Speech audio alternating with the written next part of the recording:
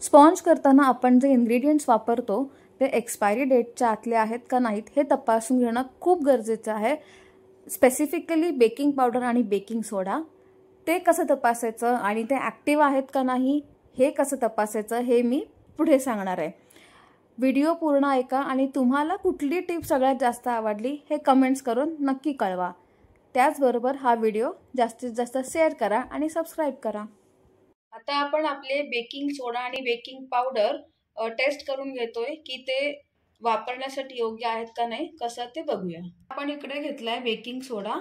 हा सोडा थोडा आपण घ्यायचा आहे वाटीमध्ये किंवा कशामध्ये तरी, आणि ह्याच्यामध्ये आपण घालायचंय थोडं विनेगर, किंवा विनेगर नसेल तर तुम्ही लिंबाचा रस घालू शकता।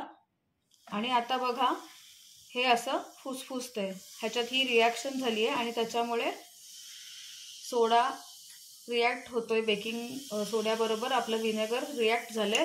हे झालं की समजायचं की आपला सोडा व्यवस्थित योग्य आहे वापरण्यासाठी। असंच आपण बेकिंग पावडरचं टेस्टिंग करूया। तर आपण इथे थोडी बेकिंग पावडर घेतलेली आहे आणि आपण ह्याच्यावरती थोडंसं पाणी घातलंय,